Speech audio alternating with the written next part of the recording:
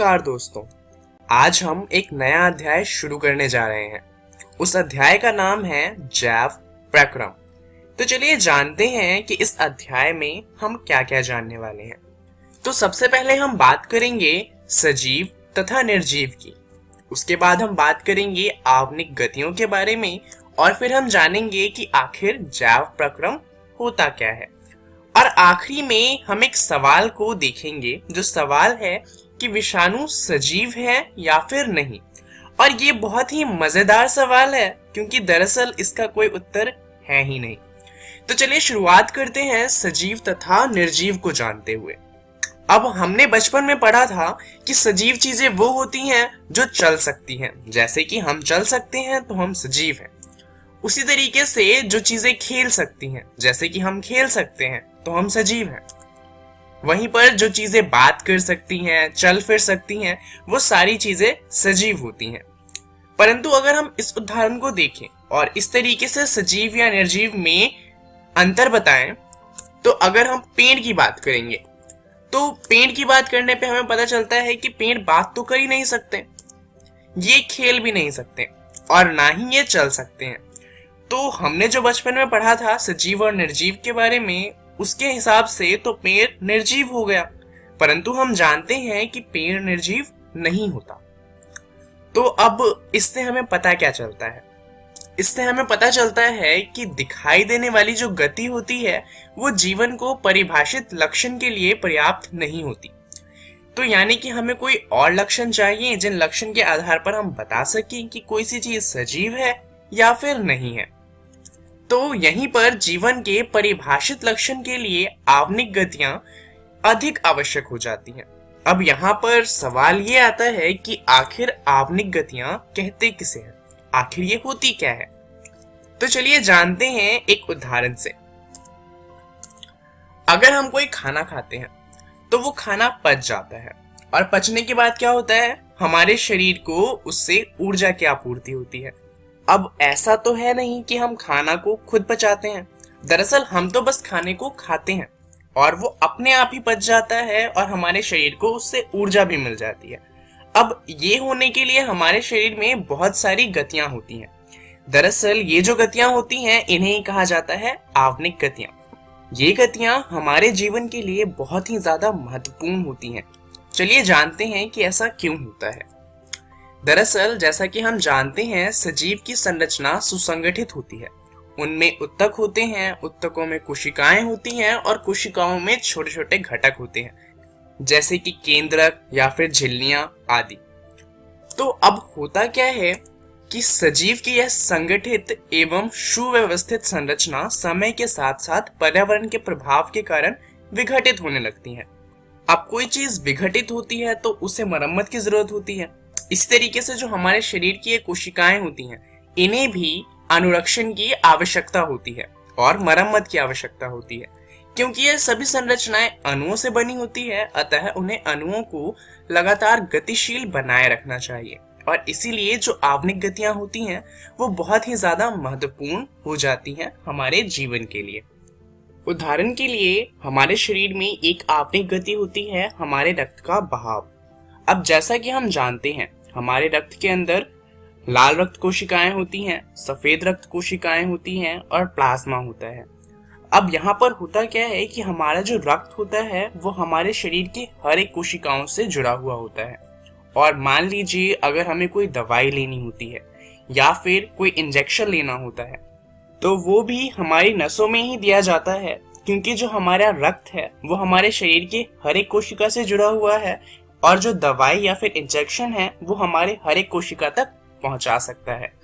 इसी तरीके से जो हम भोजन खाते हैं वो पचने के बाद रक्त में चला जाता है, क्योंकि जो पचा हुआ भोजन होता है वो कोशिकाओं को चाहिए होता है और जो रक्त है वो सभी कोशिकाओं से जुड़ी हुई होती है, इसलिए वो सभी कोशिकाओं तक उन भोज्य पदार्थों को पहुंचा सकती है। तो जो हमारा रक्त है वो हमारे शरीर के लिए एक वाहन का काम करता है।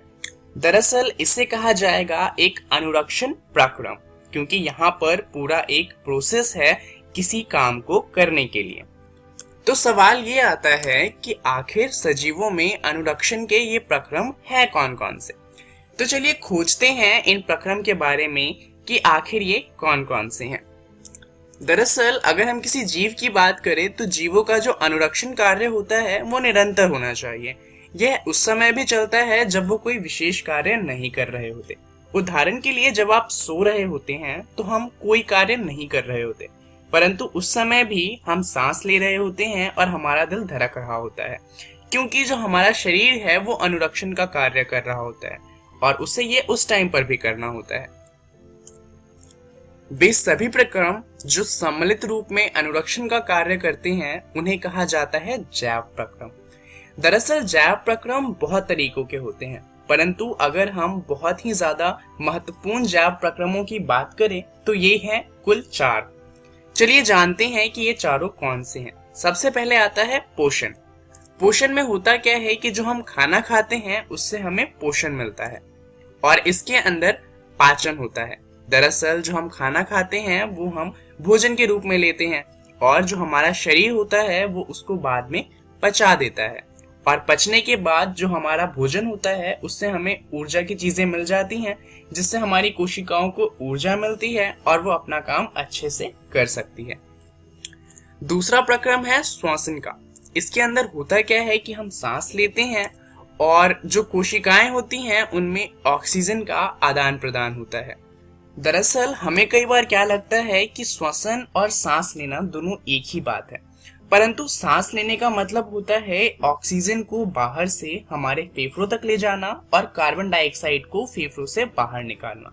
सांस लेने का प्रोसेस सिर्फ इतना सा होता है। वहीं अगर हम श्वसन की बात करें तो उसमें सांस लेना भी आता है, उसमें जो कोशिकाओं के बीच में ऑक्सीजन और कार्बन डाइऑक्साइड का आदान प्रदान होता है वो भी आता है और इस ऑक्सीजन की मदद से जो हमारी कोशिकाओं में ऊर्जा बनती है ये भी श्वसन प्रोसेस के अंदर ही आता है। तो श्वसन और सांस लेना दोनों समान नहीं है। सांस लेने का मतलब होता है सिर्फ सांस लेना, वहीं पे श्वसन एक प्रक्रम है जिसके अंदर बहुत सी चीजें होती हैं। अब तीसरा प्रक्रम है वहन का। वहन में जो हमारा हृदय होता है वो हमारे रक्त को हमारे हर कोशिका तक पहुंचाता है। वहीं पर रक्त का काम होता है भोजन का स्थानांतरण। इसके अलावा जो रक्त होता है वो मिनरल्स को और कई सारी और चीजों को भी कोशिकाओं तक पहुंचाता है। और चौथा प्रोसेस होता है उत्सर्जन का। इस प्रक्रम में जो कचरा होता है उसे हमारे शरीर से हटाया जाता है। मतलब ये जो इससे पहले जितने भी प्रक्रम पढ़े थे उनसे क्या होता है कि शरीर में कुछ ऐसी चीजें आ जाती हैं जो हमारे शरीर को नहीं चाहिए, तो हमारे शरीर के लिए वो क्या हो गई, कचरा। और क्योंकि कचरा शरीर में तो नहीं रखना, उसे हटाना चाहिए, तो उत्सर्जन वो प्रक्रम है जिससे इस कचरे को शरीर से हटाया जाता है। यहाँ पर हमारी मदद करता है हमारा वृक्क, जिसे कहते हैं किडनी। ये हमारे शरीर में 2 होते हैं और ये हमारे शरीर से कचरे को हटाने का काम करते हैं। तो ये 4 जैव प्रक्रम हैं जो बहुत ही ज्यादा महत्वपूर्ण है। आगे आने वाली वीडियोस में हम इन चारों प्रक्रम को और अच्छे से जानेंगे। तब तक चलिए उस प्रश्न की बात कर लेते हैं जिसकी बात हमने वीडियो के शुरुआत में भी करी थी। जो प्रश्न था कि विषाणु सजीव है या नहीं। दरअसल विषाणुओं के अंदर आवनिक गति नहीं होती। अब हमने शुरुआत में ये जाना था कि जीवन की परिभाषा क्या है। वो जीव जिनमें आवनिक गति होती है वो जीवित होते हैं, परंतु जो वायरस यानी कि विषाणु होते हैं उनके अंदर आवनिक गति होती ही नहीं, तो इसका मतलब ये निर्जीव है। परंतु जब ये किसी कोशिका को संक्रमित करते हैं तब इनके अंदर आवनिक गतियां होती हैं। तो अब इसका मतलब कि जब ये किसी को संक्रमित कर लेते हैं तब ये सजीव हो जाते हैं। तो देखा जाए तो विषाणु के अंदर आवनिक गतियां होती भी हैं और नहीं भी होती, और इसी कारण यह विवाद बना हुआ है कि ये वास्तव में सजीव होते हैं या नहीं। और कुछ लोग कहते हैं कि ये सजीव होते हैं, वहीं पे कुछ लोग कहते हैं कि ये निर्जीव होते हैं। तो चलिए जानते हैं कि आखिर इस वीडियो में हमने क्या क्या सीखा। सबसे पहले हमने जाना कि सजीव तथा निर्जीव क्या होते हैं। उसके बाद हमने जाना आवनिक गतियां क्या होती हैं। फिर हमने जैव प्रक्रम की बात करी और अंत में हमने एक सवाल के बारे में जाना, जो सवाल था कि विषाणु सजीव है या नहीं। अब इन सभी के बारे में आप अपनी बुक NCERT का जैव प्रक्रम वाला अध्याय पढ़ सकते हैं, जिसके अंदर आपको पढ़ना है कि जैव प्रक्रम क्या होता है। अब हम अगली वीडियो में बात करेंगे पोषण के बारे में। तो आपको 2 काम करने हैं। पहला काम तो ये करना है कि आपने जो आज पढ़ा है उसके बारे में दोबारा से पढ़ना है, और दूसरा काम ये करना है कि अगली कक्षा में आपको पोर्शन पढ़ के आना है। इस वीडियो के लिए इतना ही। धन्यवाद।